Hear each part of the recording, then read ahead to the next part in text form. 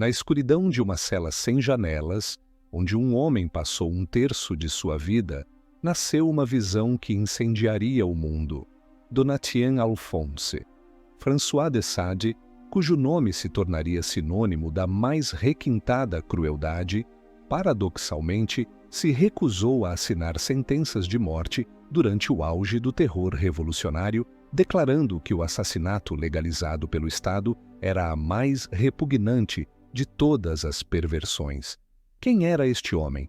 Um monstro que descrevia honestamente seus vícios ou um filósofo que dissecava a hipocrisia de uma sociedade que escondia os mesmos vícios sob a máscara da virtude? Sua história não é um conto de redenção. É a crônica de uma queda deliberada no abismo da natureza humana, uma queda da qual ele arrastou consigo toda a civilização ocidental. A maldição lançada sobre ele pelo Vaticano e pelos tronos da Europa não foi por seus atos, mas por suas palavras. Palavras que, uma vez escritas, não podiam mais ser apagadas.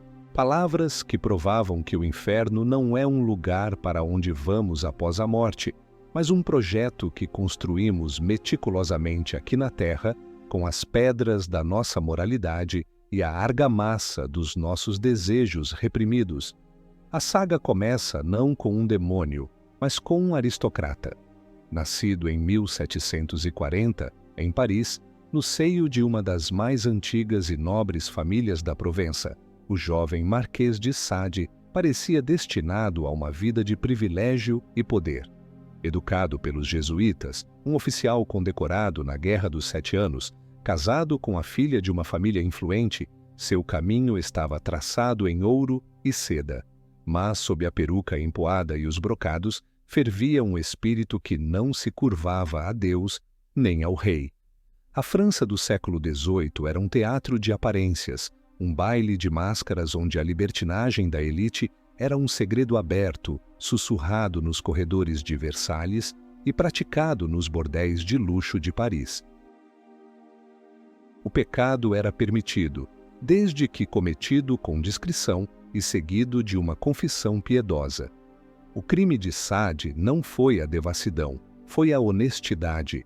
Ele não apenas praticava seus vícios, ele os elevava à categoria de sistema filosófico, transformando o boudoir em um laboratório para o estudo da alma humana em seu estado mais bruto.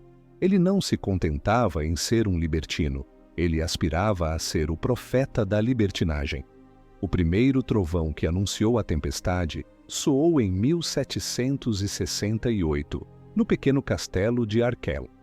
O nome que ecoou por toda Paris foi o de Rose Keller, uma viúva mendicante que, segundo os autos do processo, foi atraída para o castelo sob o pretexto de um emprego. O que se seguiu tornou-se a lenda negra que o perseguiria para sempre. Açoitamentos, cortes com um canivete, cera quente derramada sobre as feridas. Era a violência de um louco ou um experimento calculado, uma tentativa de testar os limites da dor e do prazer, da submissão e do poder. Keller conseguiu escapar, seminua e ensanguentada, e sua história incendiou a opinião pública. A aristocracia, que praticava crueldades muito maiores em suas colônias e em seus feudos, ficou chocada não com a violência em si, mas com sua encenação teatral e sua falta de vergonha. Sade foi preso, mas a imensa influência de sua família e o poder de sua sogra, a temível Madame de Montreuil, abafaram o escândalo. Ele foi libertado, mas a mancha em seu nome era indelével. Ele havia cruzado uma linha, não tanto legal, mas social. Havia revelado a brutalidade que se escondia sob o verniz da civilização. A lição, no entanto, não foi aprendida. Pelo contrário, a provocação tornou-se seu método. 4 anos depois, em 1772, o escândalo de Marsella explodiu com a força de uma bomba. Durante uma orgia com várias prostitutas, Sade e seu criado ofereceram doces de cantárida, um suposto afrodisíaco. O resultado foi um envenenamento violento, convulsões e uma denúncia que, desta vez, as autoridades não puderam ignorar. O caso foi julgado à revelia. A sentença foi brutal. Saad e seu criado foram condenados à morte por sodomia e envenenamento. Em uma praça pública, em Aix-en-Provence, suas efígies foram decapitadas e queimadas. Enquanto as chamas consumiam as figuras de cera, o verdadeiro marquês já estava em fuga, cruzando a fronteira para a Itália com sua cunhada, Anne Prosper Delaunay, que havia abandonado o convento para se tornar sua amante. A fuga era um ato de desafio, uma zombaria da justiça do rei. Era a declaração de que ele vivia sob suas próprias leis, as leis da natureza, que, em sua visão, justificavam qualquer impulso, qualquer desejo, qualquer crime. A caçada humana que se seguiu foi implacável. O motor por trás dela não era tanto o Estado, mas uma força muito mais pessoal e poderosa: sua sogra. Madame de Montreuil, uma mulher de ferro da magistratura parisiense, via em seu genro não apenas um criminoso, mas uma ameaça existencial à honra e à fortuna de sua família. Ela mobilizou toda a sua rede de influências, desde ministros a espiões, em uma perseguição obsessiva que duraria décadas. Foi ela quem obteve do rei a temida lettre de cachet, uma ordem de prisão arbitrária que permitia encarcerar qualquer pessoa, sem julgamento, por tempo indeterminado. A espada da justiça real tornou-se sua arma de vingança pessoal. Saad foi capturado na Sardenha e trancado na fortaleza de Miolans, mas nem mesmo as paredes mais grossas podiam conter sua vontade de liberdade. Após uma fuga espetacular, digna de um romance de aventura, ele retornou à França, vivendo clandestinamente em seu castelo em Lacoste. Lacoste tornou-se seu reino das sombras, um laboratório de transgressão. Ali, ele continuou seus experimentos, contratando jovens servos e servas, encenando peças teatrais de sua autoria e, segundo os rumores que aterrorizavam a região, realizando orgias que faziam o escândalo de Marsella parecer um piquenique de domingo. Os relatos de sequestros e abusos se multiplicaram. Verdade ou histeria coletiva? É impossível dizer com certeza. Mas a lenda do Ogro de Lacoste nasceu ali, entre as colinas da Provença. Ele estava em guerra contra a moralidade de seu tempo e seu castelo era sua fortaleza. Ele construiu uma filosofia a partir dos pecados que destruiria os palácios. Mas o cerco estava se fechando. A paciência do rei e, mais importante, a de sua sogra, havia se esgotado. Em 1777, ele foi atraído para uma armadilha em Paris e preso novamente. Desta vez, não haveria escapatória fácil. A ordem real, assinada por Luís XVI, o enviaria para o único lugar capaz de domar até mesmo um espírito tão indomável, a masmorra de pedra do castelo de Vincennes. O que choca mais, a crueldade honesta de um monstro ou a virtude hipócrita de uma era? Deixe sua escolha nos comentários e decida de que lado da história você está. O castelo de Vincennes não era uma prisão comum. Era uma tumba para os vivos, um labirinto de pedra fria reservado aos inimigos mais perigosos e inconvenientes do Estado.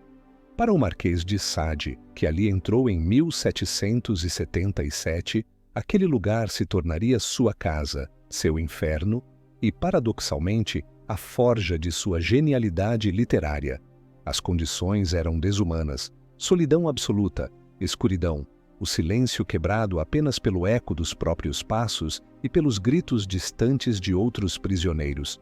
O corpo estava acorrentado, mas a mente, privada de qualquer estímulo externo, voltou-se para dentro e explodiu.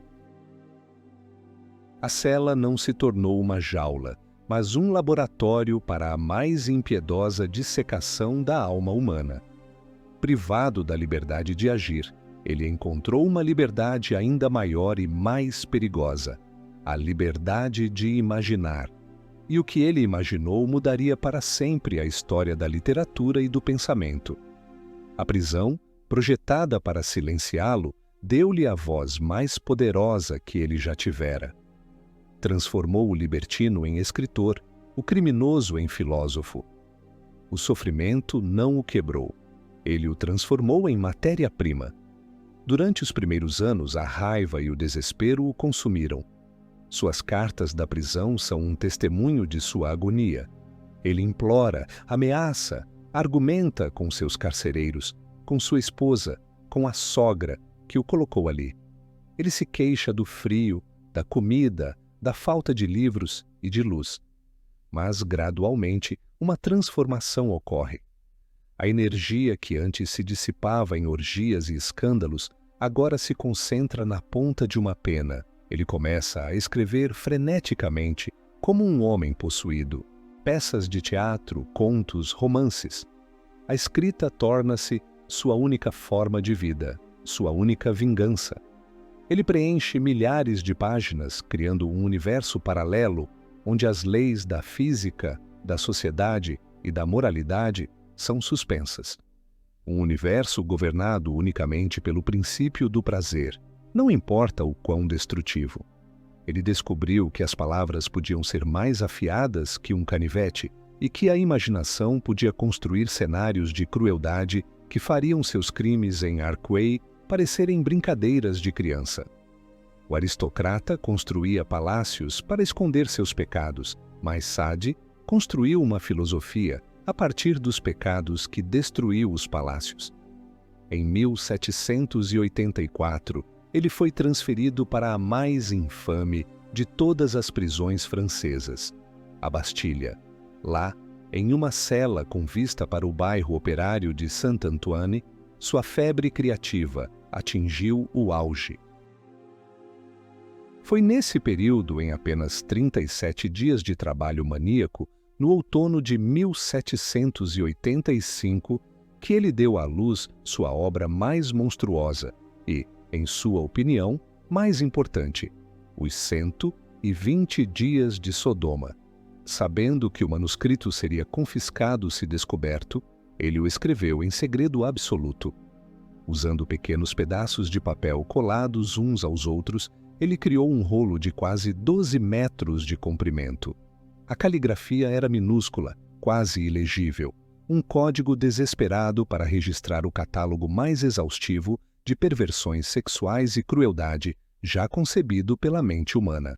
A obra narra a história de 4 libertinos ricos e poderosos que se fecham em um castelo com um harém de vítimas jovens e, com a ajuda de 4 prostitutas experientes, exploram sistematicamente todas as 600 paixões ou perversões possíveis, escalando da depravação mais simples à tortura e ao assassinato. O livro não era pornografia, era um tratado de filosofia escrito com sangue e sêmen, uma demonstração glacial de que, na ausência de Deus, o único motor do universo é o desejo de poder, e a expressão máxima desse poder é a dominação total sobre o corpo e a alma de outro ser. Ele escondia o precioso rolo em uma fenda na parede de sua cela, seu segredo terrível e sua única esperança de imortalidade. A vida na Bastilha era uma guerra psicológica constante. Sade era um prisioneiro difícil, insolente, que confrontava constantemente o governador da prisão, o Marquês de Launay. Seus protestos eram incessantes, suas provocações calculadas. Em julho de 1789, enquanto a agitação revolucionária tomava conta de Paris, Sade viu sua oportunidade.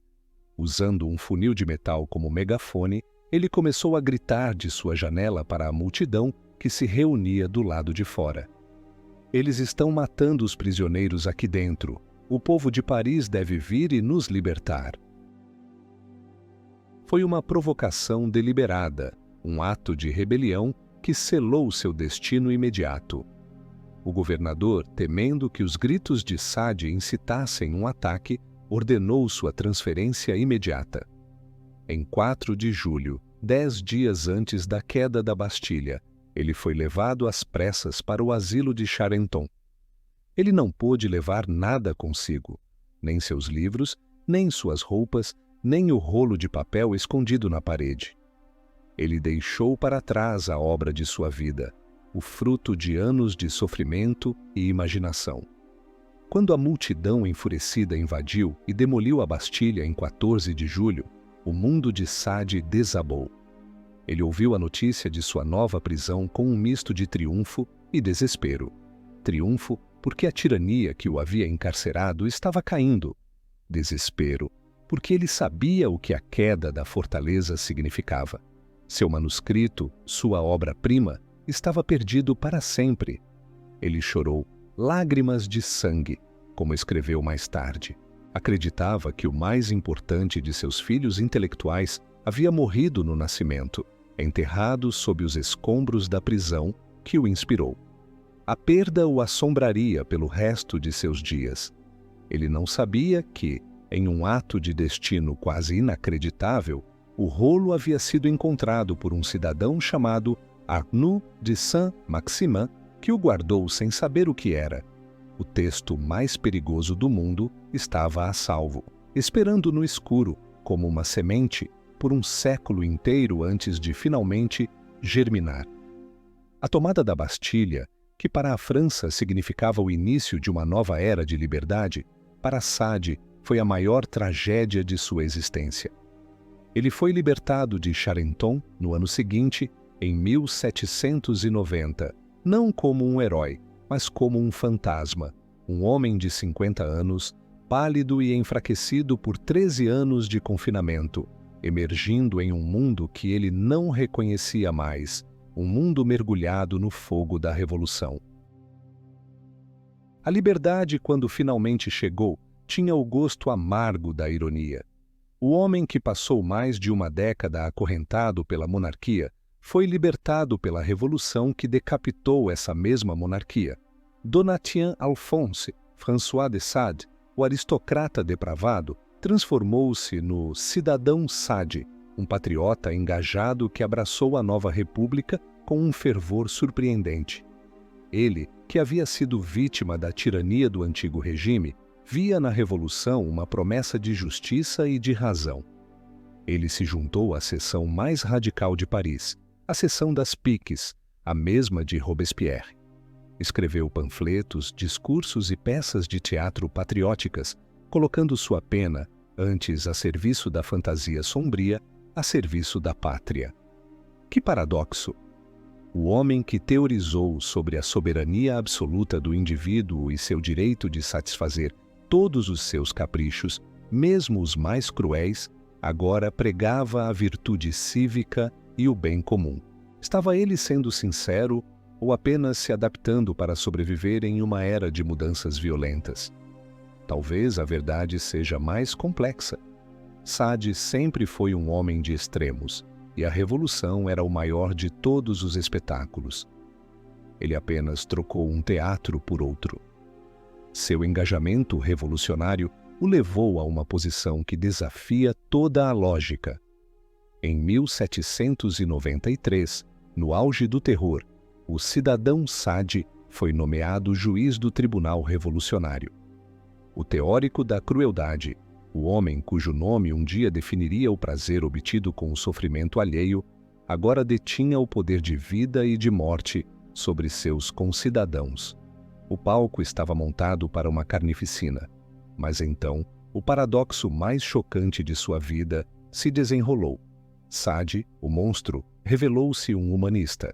Ele usou sua posição não para saciar seus supostos instintos sádicos, mas para moderar a fúria da guilhotina. Ele se recusou sistematicamente a proferir sentenças de morte. Argumentava, protelava, encontrava brechas na lei. Ele, que em seus romances descreveu as mais elaboradas formas de tortura, agora se via incapaz de consentir com o simples e eficiente assassinato legalizado pelo Estado. A crueldade real, burocrática e impessoal do terror o repugnava. A fantasia era seu domínio, a realidade da violência política ele a rejeitava. O clímax de sua carreira como juiz foi um ato de perdão quase impensável.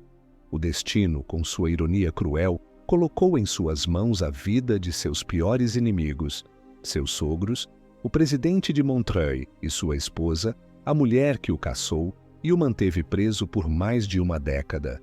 Eles foram presos como aristocratas e contra-revolucionários. A vingança estava servida.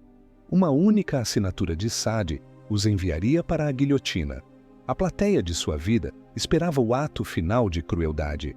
Mas o roteiro que ele escolheu chocou a todos. Ele manobrou, argumentou em sua defesa, arriscou sua própria cabeça para salvá-los. Ele conseguiu. A mulher que o destruiu devia sua vida a ele. Por quê? Seria um gesto de nobreza inesperada? Ou a forma mais refinada de sadismo, forçar seu inimigo a viver devendo-lhe a existência? Uma humilhação muito mais profunda do que a morte rápida na lâmina. Com Sade, a virtude é sempre suspeita de ser o vício mais sofisticado. Sua moderação, no entanto, não passou despercebida. Em um tempo em que a hesitação era sinônimo de traição, sua recusa em derramar sangue o tornou um suspeito. Para os jacobinos mais radicais, como Robespierre, o cidadão Sade era um moderado, um indulgente, o que era um crime capital. Ele foi denunciado acusado de simpatias realistas. A revolução, como Saturno, começou a devorar seus próprios filhos. Em dezembro de 1793, Sade foi preso mais uma vez. A ironia era completa. O prisioneiro da monarquia tornou-se prisioneiro da república. A acusação era absurda, mas no clima paranoico do terror, qualquer acusação era uma sentença de morte. Ele foi jogado em várias prisões, passando pelas antecâmaras da guilhotina, vendo seus companheiros de cela serem levados diariamente para o cadafalso. A liberdade havia sido um breve interlúdio febril. A cela era, mais uma vez, seu habitat natural. Ele passou meses esperando pela execução. Seu nome estava na lista. No dia 27 de julho de 1794, o dia 9 do Termidor, segundo o calendário revolucionário, a carroça veio buscá-lo. Mas, por um erro burocrático, uma confusão de nomes ou um golpe de sorte milagroso, ele foi esquecido em sua cela. Naquele mesmo dia, o regime de Robespierre caiu. O incorruptível foi preso e guilhotinado no dia seguinte. O terror acabou. Sade, que deveria ter sido uma de suas últimas vítimas, foi salvo por uma questão de horas. Ele sobreviveu, mas a experiência o deixou profundamente desiludido. Ele viu de perto a máquina da virtude revolucionária e concluiu que ela era infinitamente mais monstruosa do que os vícios honestos de qualquer libertino. Ele viu como as mais nobres ideias sobre liberdade e igualdade podiam ser usadas para justificar o massacre em massa. Foi a lição final que moldou sua filosofia. A natureza, com seus impulsos egoístas, era cruel, mas a civilização, com sua moralidade hipócrita, era mortal. Após sua libertação, ele era um homem arruinado, mas livre para publicar. E foi então que ele liberou sobre o mundo as obras que o tornariam infame para sempre: Aline e Valcourt, a filosofia na alcova e, acima de tudo, as histórias de duas irmãs, a virtuosa e sofredora Justine e a viciosa e triunfante Juliette. O escândalo que se seguiu atrairia a atenção de um novo mestre da França, um homem que não tolerava dissidentes: Napoleão Bonaparte. A ascensão de Napoleão Bonaparte ao poder marcou o fim do caos revolucionário e o início de uma nova era de ordem e disciplina. A sociedade francesa, exausta de excessos, ansiava por um retorno à moralidade tradicional. Nesse novo clima, a obra de Sade era mais do que escandalosa. Era um ato de sedição contra o novo regime. Napoleão, que se via como um restaurador da glória e da virtude da França, ficou pessoalmente ofendido com a publicação anônima de Justine e Juliette.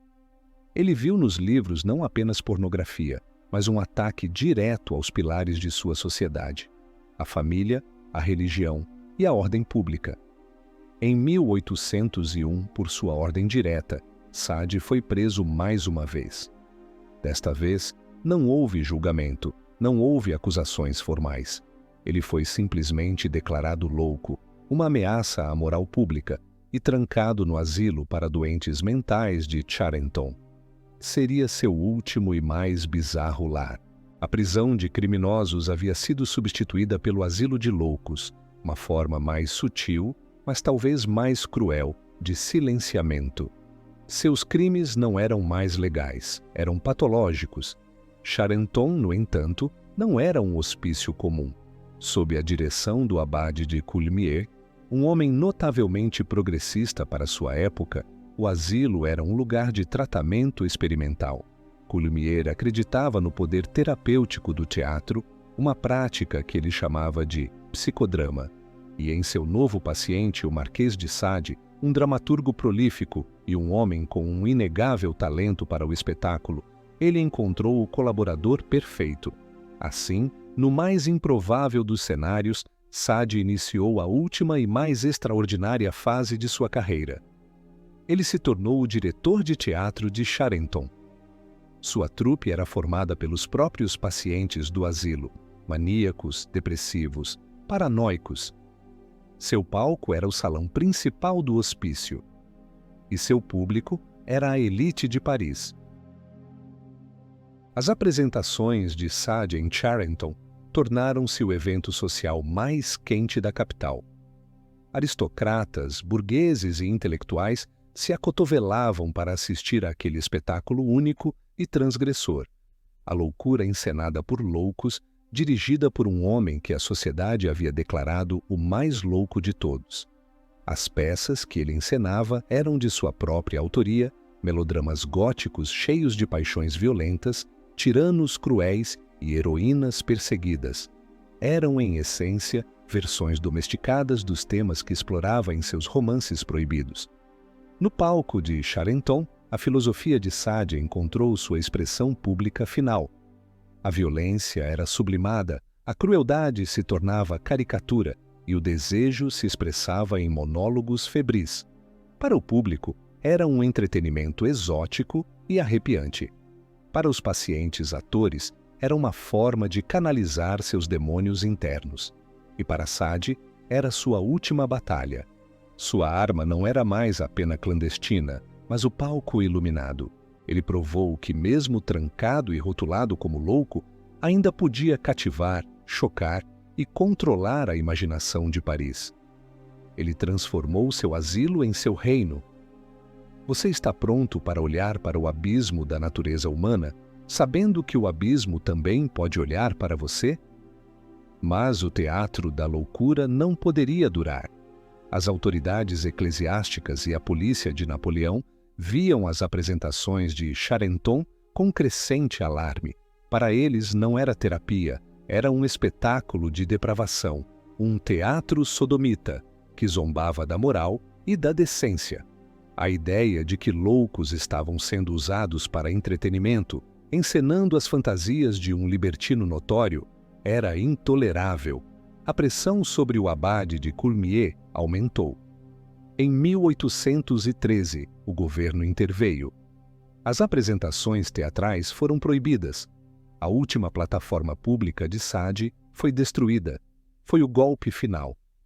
Privado de seu teatro, ele mergulhou em um declínio físico e mental. A repressão não se limitou ao palco. A polícia fez uma busca em seus aposentos em Charenton e confiscou todos os seus manuscritos restantes. Acredita-se que entre eles estava a sua obra-prima perdida, a magnum opus em vários volumes intitulada Os Dias de Florbelle, um trabalho que ele considerava muito superior a Justine e Juliette. Por ordem do chefe de polícia, esses manuscritos foram queimados. O trabalho de uma década virou fumaça. Sade morreu em Charenton em 2 de dezembro de 1814, aos 74 anos. Em seu testamento, ele fez um último pedido, um último ato de desafio contra a ordem que o perseguiu por toda a vida. Ele pediu para ser enterrado em uma cova anônima, em uma floresta de sua propriedade, sem lápide, sem cerimônia. Quando a cova for coberta, escreveu ele, espalhem bolotas sobre ela, para que o local se torne novamente coberto de vegetação e o mato cresça, espesso, e os vestígios de meu túmulo desapareçam da face da terra, como eu me orgulho de que minha memória será apagada da mente dos homens. Seu desejo de aniquilação foi sua última fantasia filosófica, o último eco de seu ateísmo radical. Mas ele não foi atendido. Sua memória, longe de ser apagada, estava apenas começando sua longa e controversa vida póstuma. A tentativa de silenciá-lo em vida apenas garantiu que sua voz ecoaria ainda mais alto após sua morte. O homem se foi, mas seus textos, como fantasmas, começaram a assombrar a imaginação do mundo. Se você tivesse que escolher o último refúgio de um gênio rebelde, qual seria? A cela de uma prisão ou o palco de um hospício? Responda nos comentários e escolha o cenário para a batalha final. A morte do Marquês de Sade não foi o fim de sua história, mas o começo de sua lenda. A guerra travada contra ele em vida foi transferida para seu legado. O novo campo de batalha era sua herança amaldiçoada, os manuscritos que sobreviveram à sua longa prisão e às chamas da censura. Seu filho mais velho, Claude Armand, conde de Sade, horrorizado com a reputação do pai, tornou-se o executor de seu testamento literário e o principal agente de sua destruição. Em um ato de piedade filial que a história literária registraria como um crime, ele reuniu todos os papéis que pôde encontrar no castelo de Lacoste e os queimou em uma enorme fogueira. Entre as cinzas, acredita-se, estava o manuscrito completo da monumental obra Os Dias de Florbelle, que, segundo os poucos que a leram, faria Justine parecer um conto de fadas. O filho tentou purificar o nome da família com fogo, mas as ideias de Sade não eram tão fáceis de erradicar.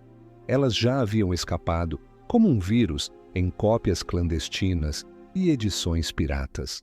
Assim começou a vida secreta dos textos de Sade. Durante todo o século XIX, suas obras foram o fruto mais proibido da literatura. Elas não existiam oficialmente, não podiam ser encontradas em bibliotecas ou livrarias, mas circulavam no submundo da cultura, copiadas à mão, impressas em pequenas tiragens por editoras secretas na Bélgica ou na Holanda e vendidas por preços exorbitantes a um círculo exclusivo de iniciados. Eram artefatos perigosos, talismãs de transgressão. Possuir um livro de Sade era um ato de rebelião. Bibliófilos, aristocratas decadentes, jovens poetas, revolucionários e membros de sociedades secretas travavam uma verdadeira caça a esses originais. Os manuscritos se tornaram mais preciosos que joias, não por seu valor literário, que a maioria considerava nulo, mas por seu poder simbólico, por sua aura de mal absoluto. Eles eram a prova de que alguém ousara pensar o impensável e escrever o indizível. Cada livro era uma bomba esperando para explodir nas fundações da moralidade vitoriana. A história mais fascinante é a do manuscrito de Os 120 Dias de Sodoma. Considerado perdido para sempre na queda da Bastilha, o rolo de 12 metros de comprimento teve um destino extraordinário. Salvo dos escombros, ele passou de mão em mão, sua verdadeira natureza desconhecida por seus proprietários. Por décadas, ele pertenceu à família do Marquês de Villeneuve-Trans. No final do século XIX, o rolo foi vendido a um psiquiatra alemão, Ivan Bloch, um dos pioneiros da sexologia. Bloch reconheceu imediatamente a importância do documento. Ele o publicou pela primeira vez em 1904, sob o pseudônimo de Eugène Duren, em uma edição limitada e científica. O monstro literário de Sade finalmente viu a luz do dia, mais de 100 anos após ter sido escrito na escuridão de uma cela. A publicação causou um terremoto no mundo intelectual. O texto era tão extremo, tão implacavelmente brutal, que muitos duvidaram de sua autenticidade. Parecia mais a fantasia de um psicopata do que uma obra literária. A jornada do manuscrito, no entanto, estava longe de terminar. Durante o século XX, ele continuou sua vida errante, tornando-se o santo graal dos colecionadores de literatura erótica. Foi comprado pela família de editores Noailles, descendentes do próprio Sade, por uma linha colateral, que o mantiveram em segurança durante a ocupação nazista. Na década de 1980, em uma reviravolta digna de um thriller, foi roubado e vendido para um colecionador suíço. Seguiu-se uma longa batalha legal internacional. Finalmente, no século XXI, o manuscrito foi recuperado. Em 2014, 329 anos após sua criação, o rolo de papel que Sade chorou com lágrimas de sangue foi adquirido por um mecenas privado e, em 2017, classificado como Tesouro Nacional da França. O texto mais obsceno da literatura francesa foi oficialmente reconhecido como parte de seu patrimônio cultural. A jornada do inferno da Bastilha para o panteão da Biblioteca Nacional estava completa.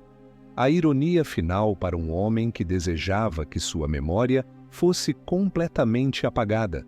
A guerra pelos manuscritos não foi apenas uma questão de colecionismo, foi uma guerra ideológica.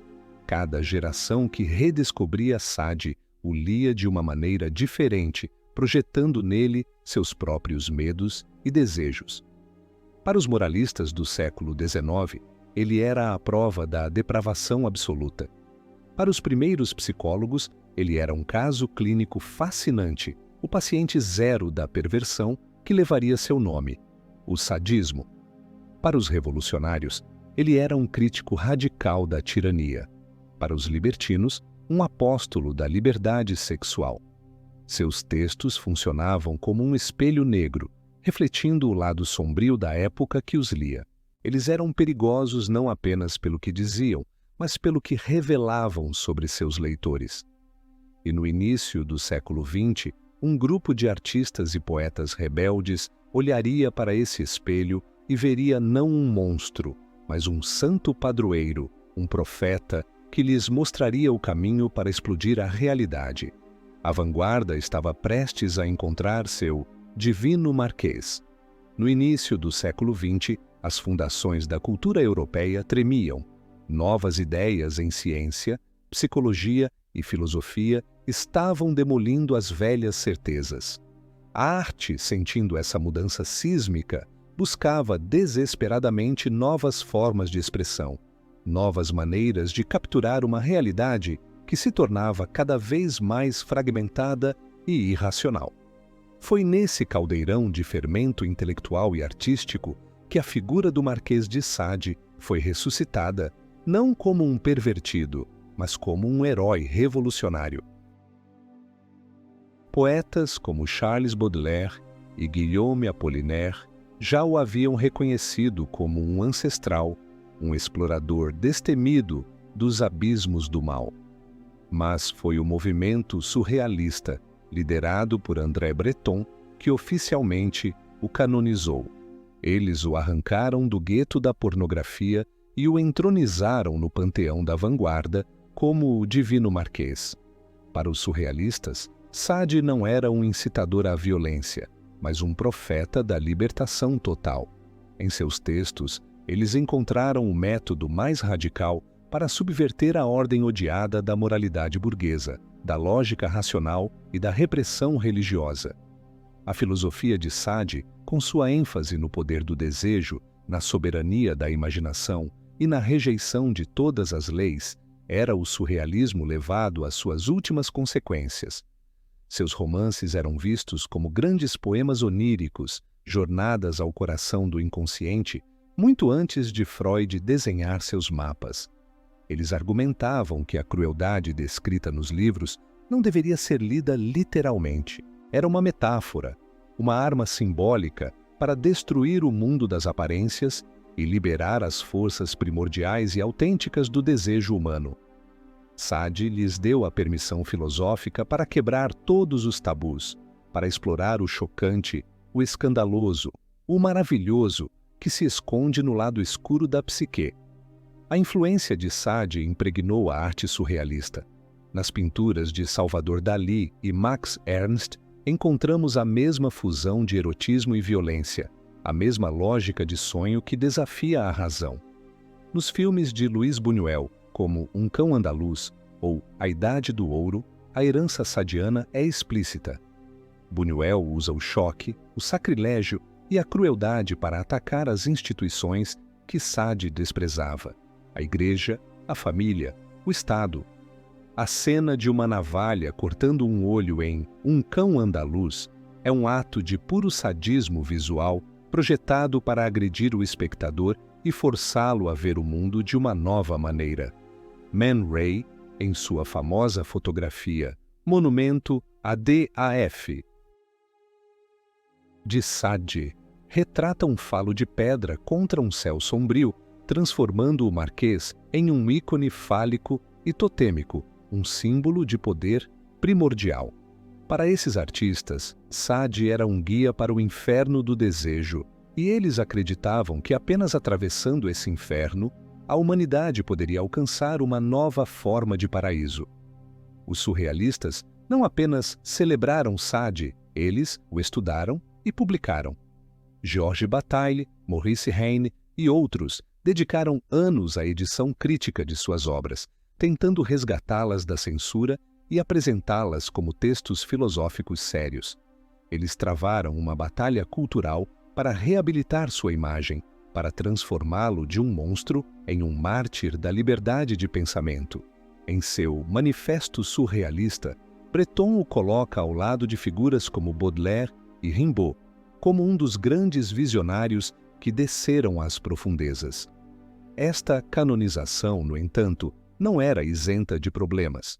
Ao transformar Sade em um santo da subversão, os surrealistas muitas vezes ignoraram a brutalidade literal de seus textos e a realidade do sofrimento de suas vítimas, tanto as reais quanto as ficcionais. Eles transformaram o veneno em remédio, mas o veneno continuava potente. A reabilitação de Sade pela vanguarda artística foi um passo crucial em sua jornada póstuma. Ele deixou de ser apenas o autor de livros sujos para se tornar um pensador complexo, cuja obra exigia uma análise séria. Ele se tornou um ponto de referência para toda a contracultura do século XX. Sua influência se estenderia para além do surrealismo, tocando o teatro da crueldade de Antonin Artaud, a literatura de Jean Genet e a música de grupos de rock industrial. O Fruto Proibido havia se tornado o estandarte da rebelião. A batalha agora não era mais travada nos tribunais ou nas celas da prisão, mas nas telas de cinema, nos palcos de teatro e nas páginas de manifestos artísticos. Mas enquanto os artistas o celebravam como um libertador, um novo cataclisma estava prestes a abalar a Europa. Os horrores da Segunda Guerra Mundial e do Holocausto forçariam uma nova geração de pensadores a reler Sade com um olhar muito mais sombrio, buscando em suas páginas não a libertação do desejo, mas a chave para entender a mecânica do mal absoluto. Se a primeira metade do século XX viu os artistas elevarem Sade ao status de um santo subversivo, a segunda metade, marcada pela sombra de Auschwitz, viu os filósofos o interrogarem como uma testemunha-chave no julgamento da civilização ocidental.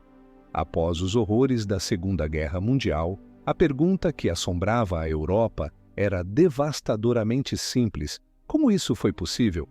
Como a nação de Kant, Goethe e Beethoven pôde engendrar o Holocausto? Os intelectuais, lutando para compreender a natureza do mal radical e as origens do totalitarismo, foram forçados a revisitar os pensadores mais sombrios da tradição europeia. E nenhum era mais sombrio ou mais relevante do que o Marquês de Sade. Seus escritos, antes vistos como fantasias perversas, agora pareciam profecias terrivelmente lúcidas. O castelo isolado de Os 120 Dias de Sodoma, com sua organização metódica da tortura e sua desumanização total das vítimas, parecia um modelo em miniatura de um campo de concentração. Filósofos proeminentes, especialmente na França, mergulharam na obra de Sade, não em busca de titilação, mas de respostas. Simone de Beauvoir, em seu ensaio seminal de 1951, Devemos queimar Sade, argumentou contra a censura e insistiu em sua importância como um pensador ético. Para ela, Sade era o grande explorador da questão da alteridade. Ao levar ao extremo a lógica do egoísmo, ele forçava a humanidade a confrontar a necessidade da reciprocidade e do reconhecimento do outro. Ele não era um modelo a ser seguido, mas um diagnóstico a ser estudado. Georges Bataille viu em Sade o expoente máximo do excesso e da transgressão, conceitos centrais em seu pensamento. Para Bataille, a civilização se baseia na repressão dos nossos impulsos mais violentos e dispendiosos, mas esses impulsos não desaparecem. Eles retornam de formas monstruosas, como a guerra. Sade, ao descrever o dispêndio absoluto de energia na crueldade e na orgia, revelou uma verdade fundamental e perigosa sobre a condição humana. Mas foi a geração de pensadores pós-estruturalistas, como Michel Foucault, Roland Barthes e Jacques Lacan, que realizou a análise mais influente de Sade. Eles viram nele não um psicopata, mas um teórico do poder, da sexualidade e da linguagem. Foucault, em sua História da Sexualidade, argumentou que Sade representa um momento crucial em que o discurso sobre o sexo se torna científico, um catálogo exaustivo de possibilidades. O libertino de Sade não é apenas um devasso, ele é um cientista, um legislador, um burocrata do desejo, que organiza, classifica e regulamenta a perversão. Seus castelos de tortura são laboratórios onde o poder se manifesta em sua forma mais pura, o poder absoluto sobre o corpo nu do outro. Roland Barthes, em Sade, Fourier, Loyola, analisou Sade como um criador de linguagem, um fundador de uma nova sociedade utópica ou distópica com suas próprias regras, rituais e gramática. A linguagem de Sade, com suas repetições intermináveis e sua lógica fria, é a própria máquina do desejo. Esses debates filosóficos transformaram Sade de um simples pornógrafo em um dos pensadores mais radicais e perturbadores da modernidade. A questão não era mais se ele era bom ou mau. A questão era: o que a sua filosofia revela sobre nós? Ele era um profeta que previu a lógica fria e burocrática dos genocídios do século XX? Ou sua obra era simplesmente o sintoma de uma patologia, sem maior significado filosófico? A polêmica atingiu seu auge com a publicação de A Dialética do Esclarecimento, por Theodor Adorno e Max Horkheimer. Eles argumentaram que Sade, com sua celebração da razão instrumental e do domínio total sobre a natureza, incluindo a natureza humana, era a conclusão lógica e terrível de todo o projeto do iluminismo. A razão que prometia libertar a humanidade, quando divorciada da compaixão, leva diretamente a Juliette de Sade e aos campos de extermínio. O duelo intelectual era tenso e as apostas eram a alma da própria modernidade. Devemos queimar Sade para nos purificarmos de sua visão tóxica, ou devemos reconhecê-lo como o crítico mais honesto e implacável da nossa civilização? Para entender a natureza do mal, você confiaria mais em um filósofo que analisa o abismo ou em um santo que finge que ele não existe? Sua resposta está nos comentários e ela define sua visão de mundo. Enquanto os filósofos dissecavam Sade nos salões acadêmicos, o cinema, o grande popularizador de ideias do século XX, descobria o poder explosivo de sua imaginação. A invasão de suas ideias na cultura de massa foi inevitável, mas também problemática. O cinema, com sua capacidade de tornar a fantasia visualmente explícita, era o meio perfeito para traduzir o universo sadiano. No entanto, ao fazê-lo, muitas vezes simplificou e banalizou sua filosofia radical, transformando-a em um conjunto de clichês sobre couro, chicotes e donzelas em perigo. A jornada de Sade na tela é uma história de censura, escândalo e, finalmente, de domesticação. As primeiras adaptações eram tímidas, focando mais nos elementos góticos e de suspense de suas histórias. Mas na era da liberação sexual das décadas de 1960 e 70, os cineastas começaram a explorar seu trabalho de forma mais direta, resultando em uma onda de filmes que variavam do esteticismo artístico ao exploitation mais grosseiro. O ponto de inflexão, o momento em que o cinema confrontou o Sade em seus termos mais brutais e filosóficos, chegou em 1975 com o filme Salò, ou Os 120 Dias de Sodoma, do diretor italiano Pier Paolo Pasolini. Pasolini não estava interessado em uma adaptação literal. Ele pegou o texto mais extremo de Sade e o transpôs para a República de Salò, o último reduto fascista na Itália durante os dias finais da Segunda Guerra Mundial. O resultado é um dos filmes mais insuportáveis e intelectualmente rigorosos já feitos. Pasolini usa a estrutura de Sade, os círculos do inferno, a organização metódica da tortura, como uma alegoria para analisar a natureza do fascismo. Para ele, o poder fascista, assim como o poder dos libertinos de Sade, é o poder absoluto e arbitrário sobre o corpo humano, a redução do ser humano a um objeto, uma mercadoria a ser usada e descartada. O filme é uma obra de arte fria, distante e desesperadora, que se recusa a oferecer qualquer consolo ou catarse. A reação a Salò foi de repulsa universal. O filme foi banido em dezenas de países, incluindo a Itália. As acusações de obscenidade e crueldade foram maciças. Pasolini estava preparado para o escândalo.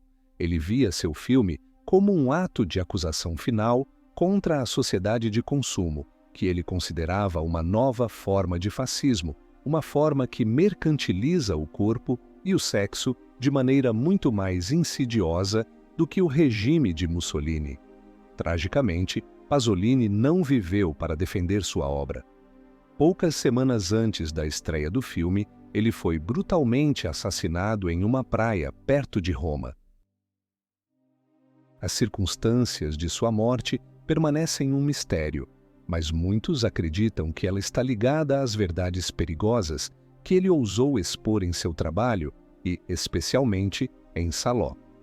O filme se tornou seu testamento, uma obra amaldiçoada, que, assim como o livro que a inspirou, continua a chocar e a provocar debates acalorados até hoje.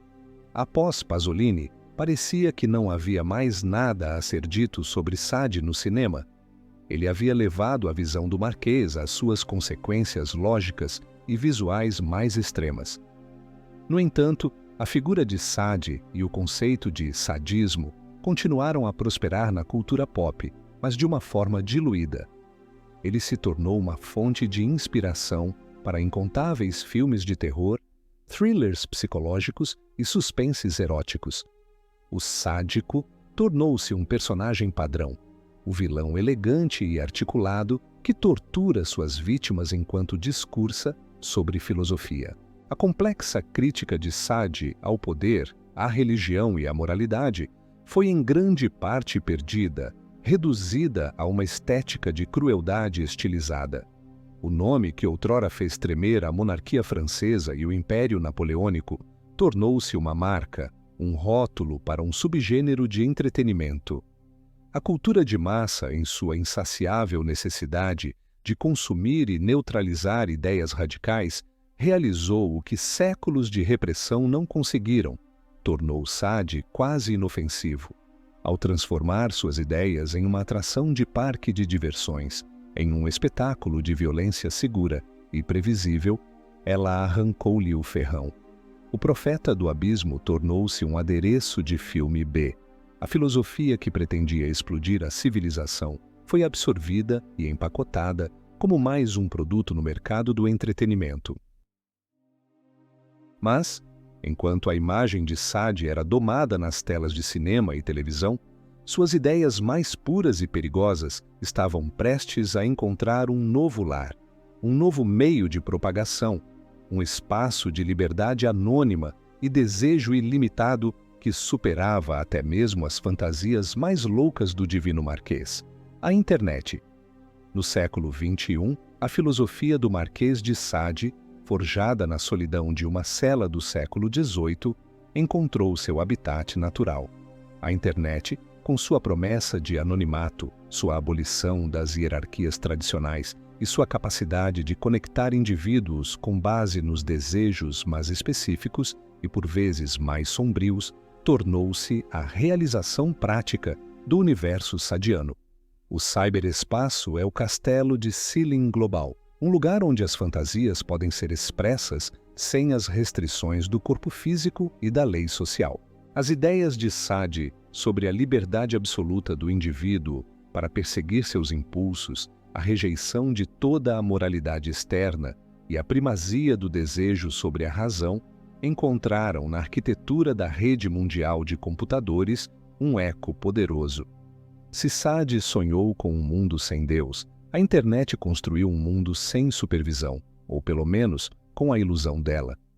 Os cantos mais escuros da web, como a Darknet, os fóruns de imagem anônimos e certos grupos de redes sociais, tornaram-se laboratórios para a aplicação de princípios sadianos.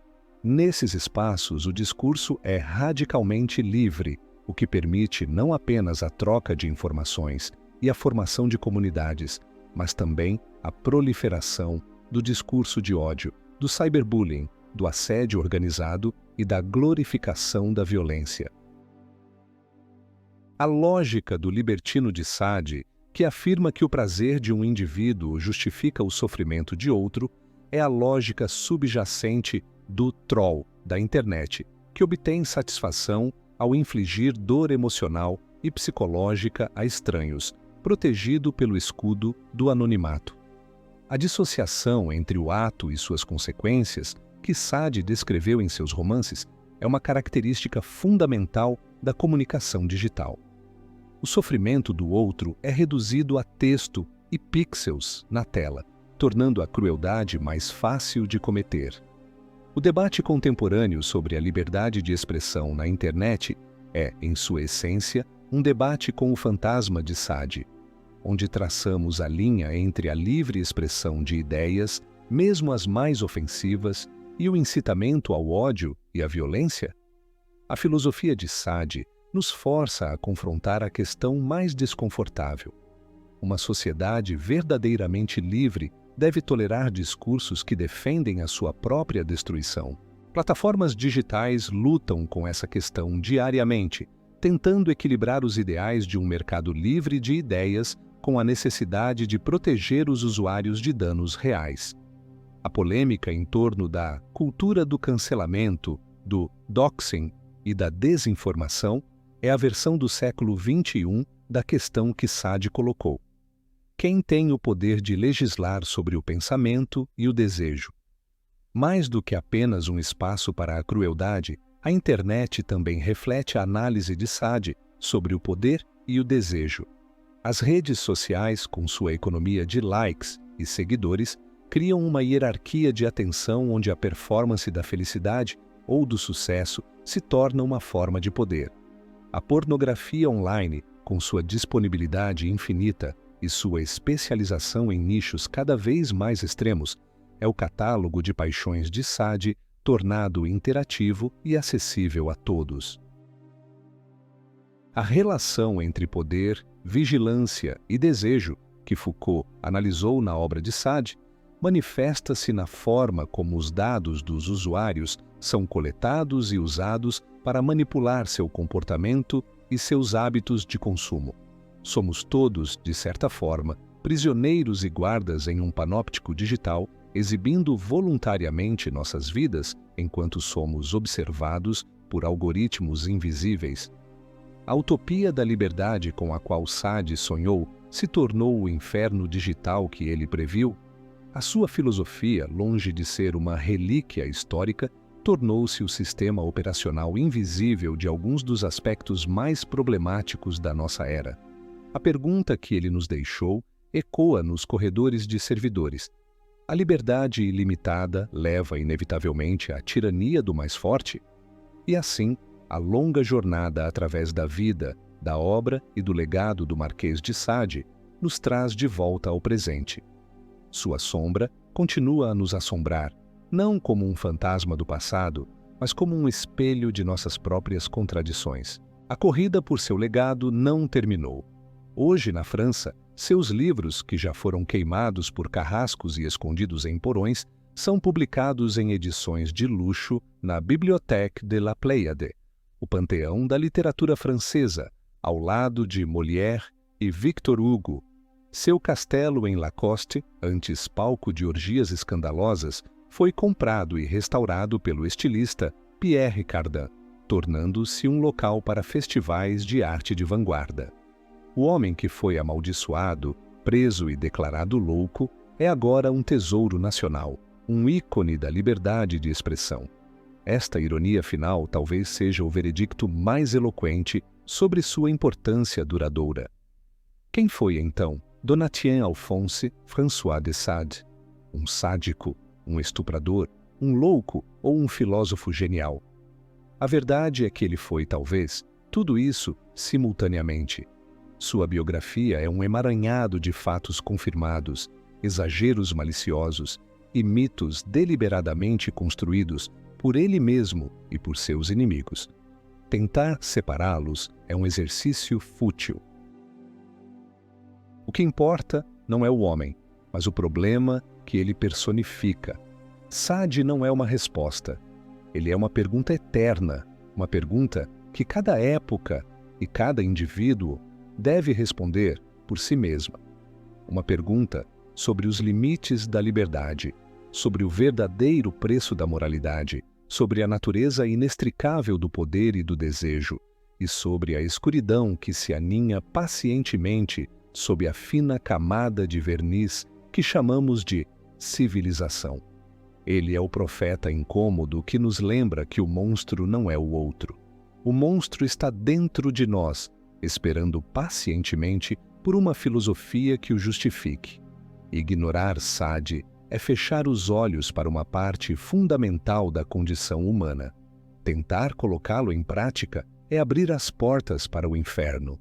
Seu valor não está em suas prescrições, mas em seu diagnóstico.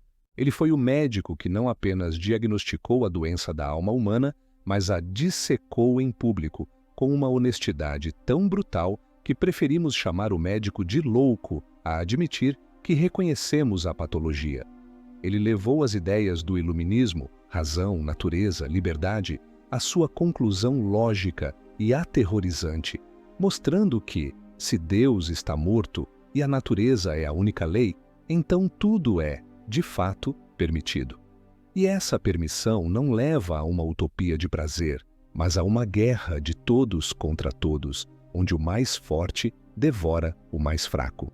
Sua obra é um aviso que se tornou terrivelmente relevante em um mundo que, como o dele, está passando por convulsões violentas, perdendo suas velhas certezas e procurando desesperadamente por uma nova moralidade. Hoje, quando somos chamados a uma tolerância sem precedentes, enquanto o mundo é dilacerado por conflitos, de uma crueldade que Sade reconheceria instantaneamente, sua honestidade brutal parece ao mesmo tempo monstruosa e necessária. Ele nos força a fazer a escolha final. Para entender a verdade sobre nós mesmos, de quem precisamos mais? De um moralista hipócrita que nos vende mentiras confortáveis, ou de um analista implacável que nos força a encarar as úlceras mais sombrias da nossa alma?